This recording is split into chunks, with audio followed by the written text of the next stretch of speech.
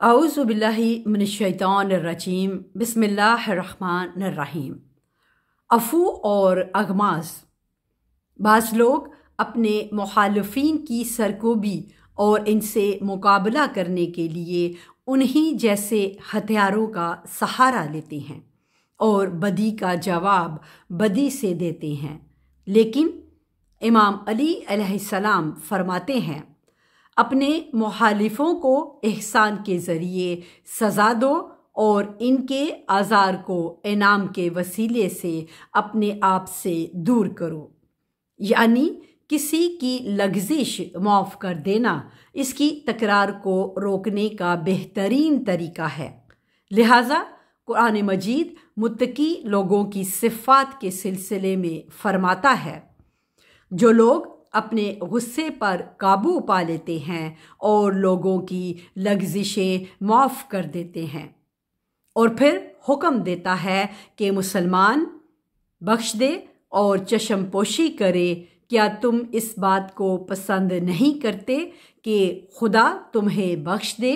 खुदा बख्शने वाला और रहम करने वाला है।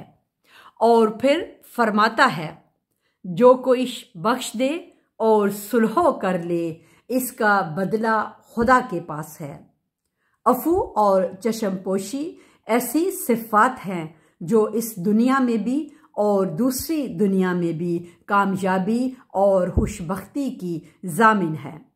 रसूल अकरम सल्लल्लाहु अलैहि वसल्लम फरमाते हैं, क्या मैं दुनिया और आखिरत की भलाई की तरफ तुम्हारी रहनुमाई करूं? उससे मिलो जिसने तुमसे मिलना जुलना तर्क कर दिया हो, उस पर एहसान करो जिसने तुम्हें महरूम किया हो, और इसे बख्श दो जिसने तुम पर सितम किया हो। तुम्हें बख्श देना चाहिए, क्योंकि अफू और दरगुजर इंसान की इज्जत बढ़ाती है।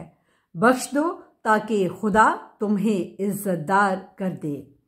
ताहम ये भी याद रखना चाहिए कि अफू की वक़्त इसी वक्त होती है जब इंतकाम लेने की कुदरत और तवानाई हासिल हो, और माफ़ करने के काबिल वही है जो कुदरत रखता हो।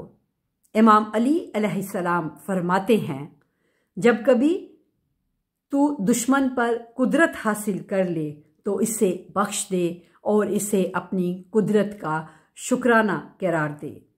माफ़ करने के लिए सब लोगों से ज़्यादा सज़ावर वो शख्स है जो सज़ा देने पर ज़्यादा कुदरत रखता हो।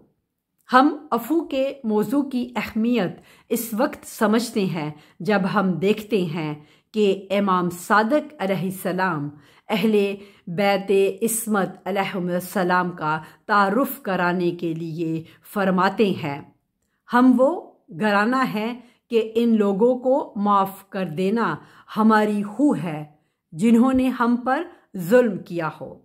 फिर आप फरमाते हैं, कुदरत रखते हुए माफ़ कर देना पैगंबरों और अहले तकवा का तरीका है।